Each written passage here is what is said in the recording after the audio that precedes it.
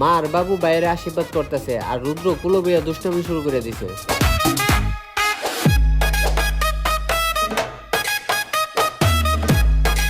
এদিকে আমরা সবাই দাঁড়ায় আছি, কেকটা কাটার সময় মাধবের নিচে না দিকে মাধবে কান্দা কইন্দা আবার বাসায় লাইছে। বেটার কান্দা দিকে আমারই কান্দায় পড়ছে। এন্দা আবার ঠাম্মা আইতে দেরি হইছে দিকে দাদু রাগ করে বই দিছে। পরে আবার দাদুরে বুঝাইয়া রাগ ভাঙ্গাইছে। জন্মদিনের অনুষ্ঠানে কেউ রে আবার রাগ করতে দেওয়া যাবে না। দাদুর রাগ ভাঙতে গিয়া অন্নবে আবার কমেডি শুরু করে দিছে। যতদিন ছোট মানুষ হয়ে থাকবেন ততদিনই জন্মদিনের মধ্যে আনন্দ করা যায়, কারণ ছোট মানুষের ডাইকে ডাইকে কেক খাওয়াইতেছে, আমরা আর কেউ ডাক দে না। মানুষ বড় হয়ে গেলে আর কোনো দাম হইতায় না। আরেক বেটা রুদ্ররে দেন কুলো যে বইছে আর নামার নামে খবর নাই। জন্মদিনের অর্ধেকটা সময় শেষ হয়েছে, পরে সবার মন হয়েছে উইশের কথা। এরপরে দুই আর তার ফাইতে উইশ করা শুরু করে দিছে। তার পানি শেষ হয়েছে, পরে দুই মডেল গেছে ছবি তুলতো। ইডির ছবি তুলতে তুলতে কোন সময় 11টা বেজে গেছে কইতেই পারছে না।